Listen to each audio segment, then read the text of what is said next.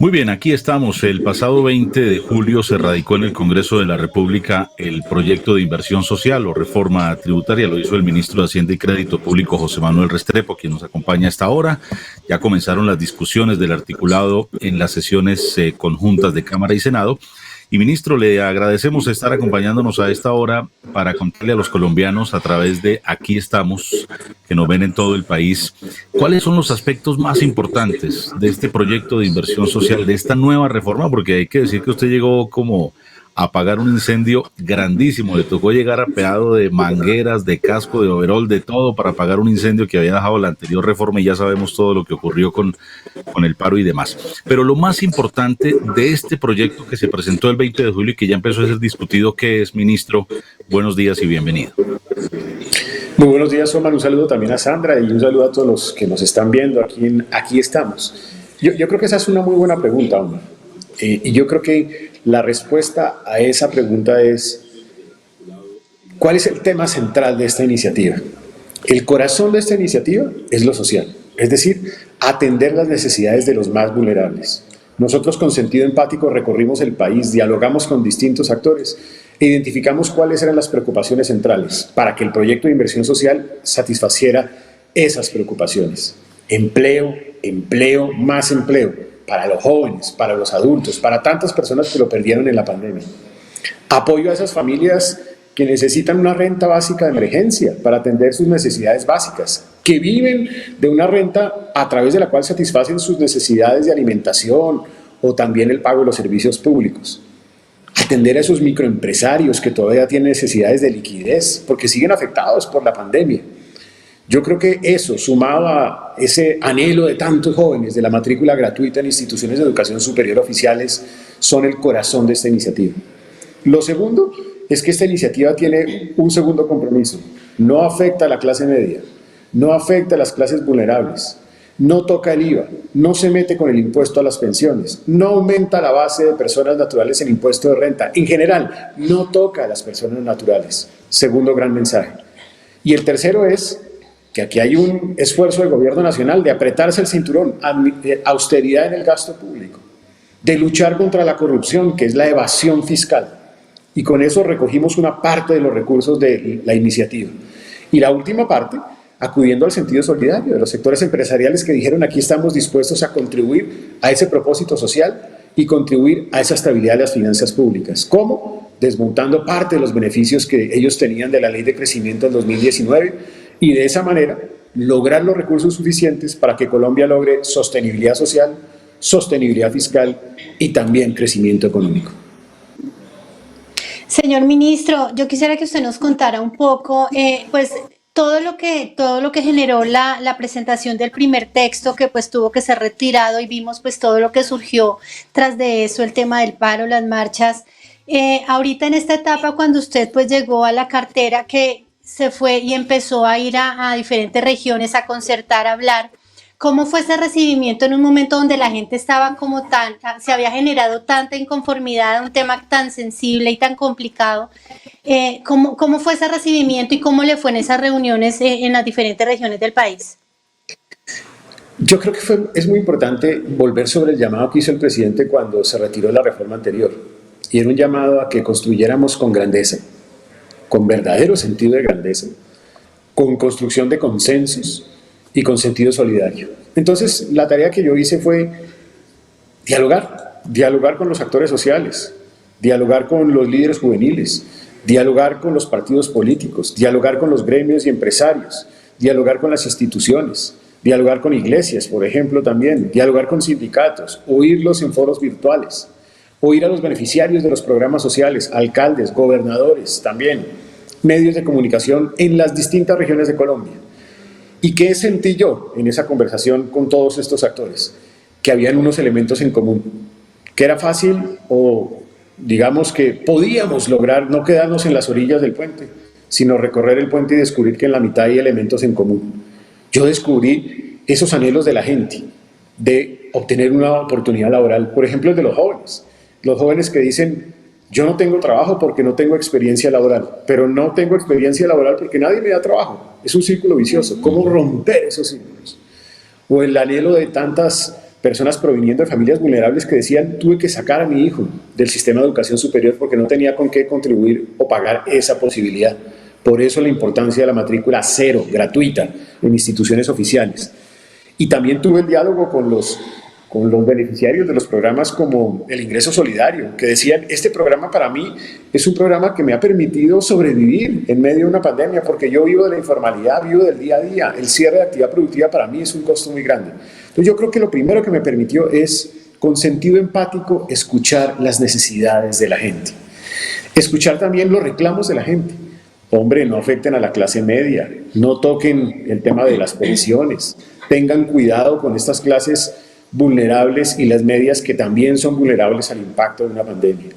Y me permitió también oír de primera mano la voz de los empresarios que decían, yo soy solidario, yo creo que este es un momento para contribuir, estamos dispuestos a hacerlo, retrocedamos en esa reducción que teníamos previsto en el impuesto de renta corporativo, retrocedamos en el beneficio que teníamos previsto del descuento de ICA en el impuesto de renta. Y también la solicitud de la gente de decir, pero bueno, que el gobierno haga la tarea, que el gobierno limite el crecimiento de su burocracia, que reduzca los gastos de viáticos, la adquisición de bienes y de servicios, que controle los costos de arrendamiento. Y también que luchemos contra esos evasores, ese 4% del PIB, que son personas que no están tributando cuando deberían hacerlo. Yo creo que esos fueron los mensajes más importantes de esas visitas, de esos diálogos, de esas construcciones regionales. Y es muy importante oír a la gente. Puede ser que al final algunos estén de acuerdo o en contra de alguna de las iniciativas, pero no importa.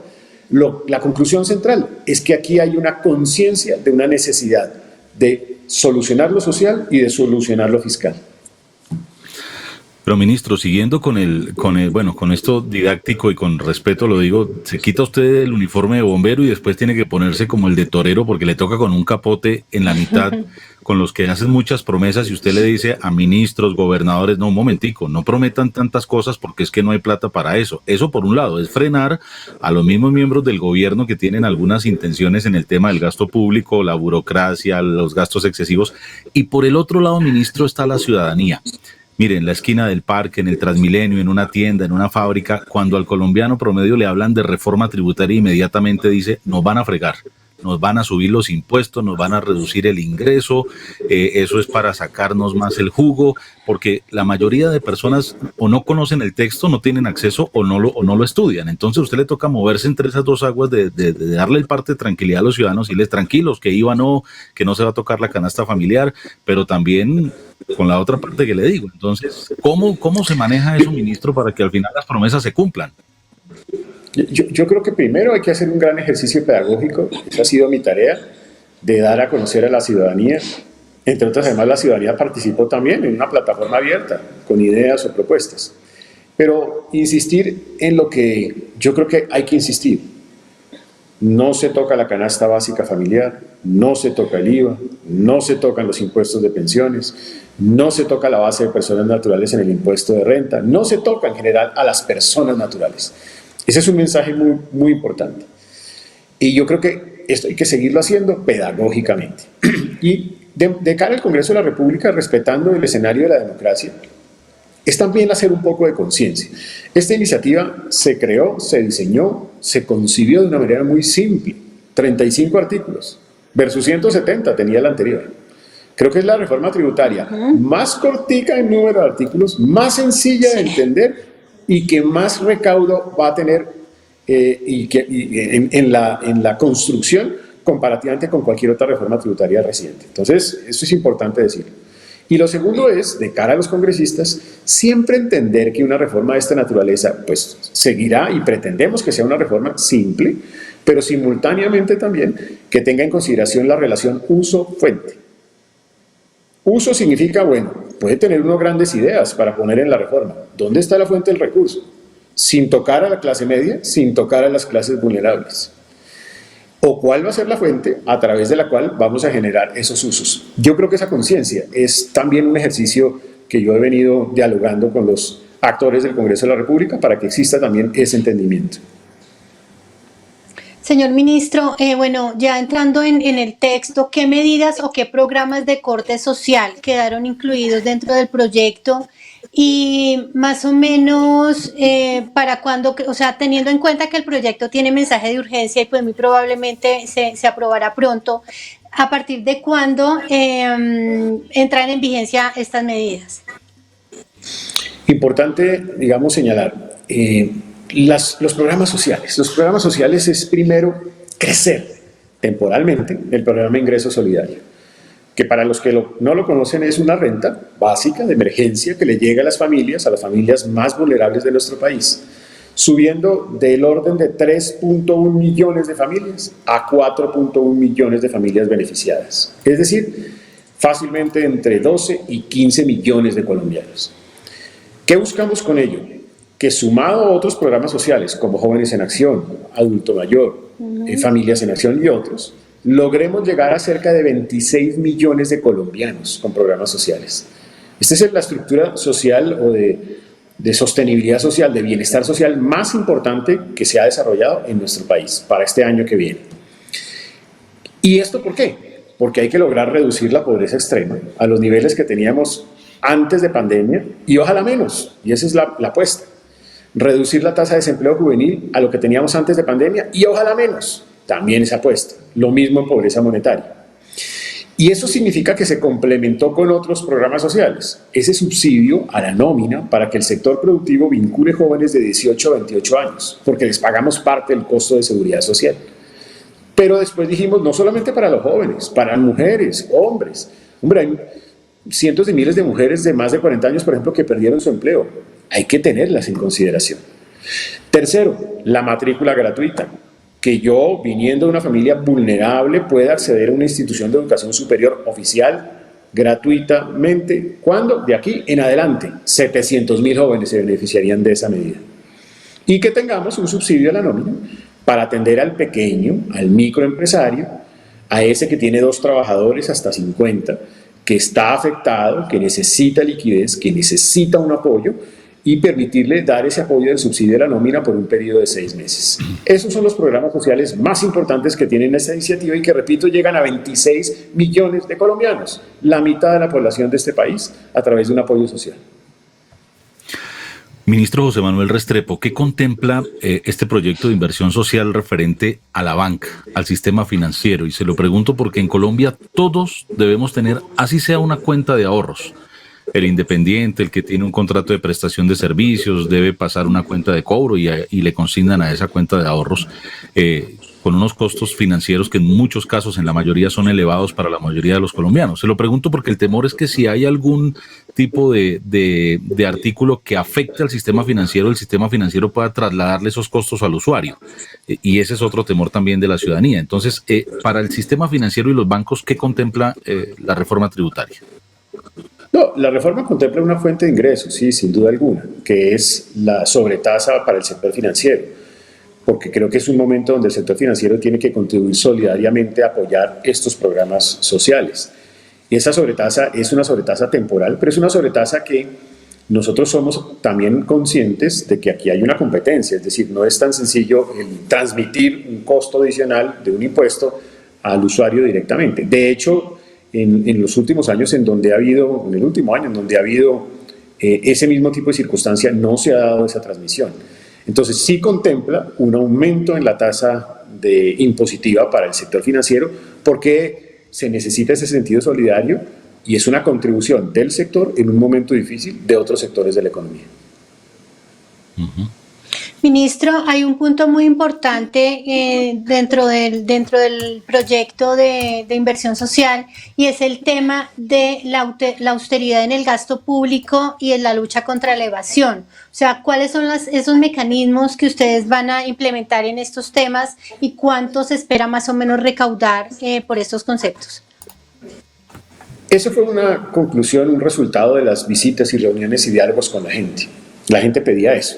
¿Cómo lograr que la propuesta se amarre el cinturón? Por eso la alternativa de la austeridad en el gasto público es una de las más ambiciosas que se ha diseñado. Y es además muy importante porque define explícitamente cómo se va a lograr. Un ahorro de hasta 1.9 billones de pesos anualmente y que se hace a través de distintos mecanismos. Por ejemplo, limitar el crecimiento de la burocracia, lo cual no significa afectar la capacidad adquisitiva de los trabajadores. Controlar esos cambios de planta o de reestructuración de entidades que implican costos adicionales. Controlar el crecimiento de la adquisición de bienes y servicios para que no superen la inflación en los próximos 10 años. Ir avanzando gradualmente hasta llegar a un 50% de ahorro en gastos de viáticos, papelería, impresión, publicidad, vehículos, combustibles. Decisiones políticas, no renovar telefonía celular o planes de telefonía móvil con un desmonte gradual que vaya poco a poco implementándose. Controlando los costos de arrendamiento de instalaciones físicas. Tomando la decisión de hacer un análisis diagnóstico y una racionalización de los esquemas de seguridad. Controlando los contratos de prestación de servicios, sean de personas naturales o jurídicas, con un porcentaje que va del 1% hasta llegar a un 10% en varios años. Y también hacer un control a el aumento en las transferencias distintas a las que son constitucionales o legales. También se busca eso en esta iniciativa. Entonces, son esfuerzos que van en la dirección de limitar, llamémoslo así, el crecimiento del gasto público en nuestro país. El gasto ineficiente, además. Y en evasión, lo que buscamos es llegarle al evasor. 2.7 billones vamos a recaudar por este concepto, incrementando además programas que ya existen. Pero los más importantes, lo que se denomina facturación compulsiva o facturación sugerida, le va a llegar al potencial evasor su declaración de renta armada. ¿Y por qué le va a llegar? Porque vamos a tener atribuciones para sacarle el RUT a ese potencial evasor. Y esa declaración se convierte en una factura, por lo tanto se puede cobrar en un título ejecutivo, 6 a 8 meses, no 6 a 8 años. Es una manera de desincentivar al evasor. Y también una estrategia para detectar beneficiarios finales, es decir, quiénes están detrás de las empresas, cuáles son las personas naturales o jurídicas que están detrás de ellas, para evitar ese tipo de relación yo con yo que también genera fuentes de evasión. Son estos algunos de los instrumentos que se han contemplado en esta iniciativa, aparte naturalmente de fortalecer el sistema de factura electrónica, extender la factura electrónica, que es el mejor camino a través del cual hay información y se controla la evasión. Sí, sin duda, austeridad del gasto público y control a la evasión son muy importantes porque ahí hay unos recursos que son claves para que la reforma pueda cumplir sus objetivos. Otro punto, ministro José Manuel Restrepo, es el tema del rescate financiero o económico a empresas, que también eso significó un revés para el gobierno del presidente Duque cuando se anunció lo del supuesto préstamo a Avianca y todo lo que ya sabemos. Hoy es la 14 la que está en problemas, entonces nos vamos a reunir con el gobierno a ver si nos tiran un salvavidas. Porque las empresas pues están afectadas por año y medio de pandemia, pero también eso preocupa al pequeño y mediano empresario, ministro, que dice, bueno, si le van a dar un rescate a esas empresas grandes que tienen 2.000, 3.000, 5.000 empleados, ¿qué pasa con nosotros que tuvimos que cerrar definitivamente o estamos al borde de la quiebra? ¿Alcanza el recurso, ministro, para poder salvar tantas empresas en Colombia que están levantando la mano? Hay un par de cosas allí. Uno, el subsidio de la nómina, con el cual se protegen además 400.000 empleos, pero que se le da también la posibilidad de un recurso de liquidez concentrado, focalizado en micro y pequeña empresa. Ese es un instrumento valioso para ese grupo de organizaciones. Y va a haber también algunos recursos para líneas de crédito subsidiadas, para sectores, incluyendo entes territoriales, afectados por los paros, afectados por la pandemia, en fin. Este tipo de empresas afectadas van a tener también ese apoyo adicional en esta iniciativa. Ministro, hay un tema que se mencionó mucho pues para que fuera incluido dentro del proyecto y era el de los impuestos verdes, pero finalmente este tema no se incluyó. ¿Por qué no fue incluido? Nosotros, como lo dije al inicio, nos fuimos por la idea de una iniciativa simple que pudiera construir en el consenso. Ese tema, digamos, para algunos era positivo, para otros tenía sus dificultades, afectaba a algunas personas, podía eventualmente incluso afectar a personas de clase media por algunos de esos tributos. Entonces, en principio preferimos que en el marco de la discusión del Congreso de la República nos concentrásemos en lo simple y en lo que tuviera la condición que yo señalé al inicio, no afectar clase media, no afectar a clases vulnerables, y de esa manera pues nos fuimos con la iniciativa. Pero ministro, usted ha estado muy pendiente, digamos, desde el comienzo, de hecho ha acompañado las discusiones en las plenarias del Congreso, estar ahí encima, digamos, porque yo creo que este es de los proyectos que como dijo Sandra, pues tiene mensaje de urgencia, pero también estamos ante un tiempo corto, una legislatura que va a pasar rápido, campaña presidencial, los congresistas viajando a las regiones, en fin, le toca a usted estar ahí con su ojo avisor para que no le cuelguen miquitos y demás. ¿Es cierto, ministro, que el próximo gobierno tendrá que presentar otra reforma tributaria? Lo que hemos dicho es que esta iniciativa es una iniciativa que reduce el déficit fiscal, es una iniciativa que logra superávit primario en Colombia entre 2024 y 2025 y es una iniciativa que reduce el nivel de deuda pública respecto del PIB. Eso lo logra esta iniciativa. Seguramente el siguiente gobierno tendrá que hacer algún complemento adicional, pero en principio esta iniciativa ya logra la estabilidad de las finanzas públicas, estabilidad de la deuda y superávit primario. Claro. Bueno, ministro, yo lo voy a sacar un poquito del tema de la reforma. En este primer semestre hubo dos hechos, dos calificadoras de riesgo le bajaron el grado de inversión a Colombia. Esto, ¿qué significa para el país? Y pues teniendo en cuenta que falta una tercera calificadora, Moody's, que también está como a la espera y muy pendiente de lo que pase con esta reforma tributaria. O sea, ¿qué significa para el país el tema de la reducción en el grado de inversión y más o menos en cuánto tiempo se puede y cómo se puede volver a recuperar estos grados? La pregunta es por qué se toma la decisión, y yo creo que es muy importante decir, la decisión se toma después de que Colombia en el 2019 tuvo el mejor comportamiento en su crecimiento económico de su historia reciente, tuvo el mejor resultado en déficit fiscal en 8 años, superávit fiscal primario, o sea, la diferencia entre ingresos y gastos sin incluir intereses era positiva, logramos estabilizar la deuda pública. Todo eso se logró en el 2019. Llega el 2020 y llega una pandemia de proporciones gigantescas, una pandemia que nos cuesta muchísimo, que nos obliga a incrementar el gasto público para atender lo social, para atender el sistema de salud, para atender a los vulnerables, para cuidar del empleo. Llega la pandemia que nos obliga o nos lleva a que se reduzcan los ingresos, porque las empresas ya no tienen ingresos y cae el PIB y por lo tanto esto tiene efectos indirectos en la economía. Todo eso lleva a que necesariamente se aumente el déficit fiscal y se aumente la deuda pública. Inevitable. Lo mismo ha pasado en otros países a nivel internacional. Colombia se anticipó responsablemente a decir, bueno, necesitamos hacer una reforma que nos permita atender esta realidad. Y en ese momento las calificadoras toman esa decisión, obvio, sobre la base de que se aumentó el déficit fiscal y se aumentó la deuda pública. Pero repito, en esta circunstancia está buena parte del mundo hoy en día. Esa decisión, pues naturalmente, tiene un costo, eleva los costos seguramente del endeudamiento. Lo que hemos visto es que a pesar de eso, el nivel de interés de los financiadores sigue existiendo en Colombia. Colombia sigue siendo un país atractivo y creo que nosotros estamos con esta iniciativa enviándole el mensaje también de tranquilidad a esos mercados de que estamos haciendo esta tarea, que no es la única que tenemos que hacer. Vamos a seguir trabajando en algo que nos señalan ellos y es lograr que Colombia exporte más, diversifique su exportación. 8 primeros meses de este año, 6 primeros meses de este año, las exportaciones son las más altas en 8 años, las no mineras. Eso es una demostración de que estamos también en esa línea y vamos a seguir trabajando en el crecimiento de la economía. Y Colombia está mostrando resultados muy importantes de crecimiento. Es de los países que más crece comparativamente con países OECD en el mundo. Lo que significa que estamos trabajando en esa dirección. ¿Cuándo se retorne ese grado de inversión? No sé. Eso puede ser un tema de 1 año, 3 años o más. Ese es un proceso. Lo importante es que estamos pavimentando el camino para que eso se vaya a dar.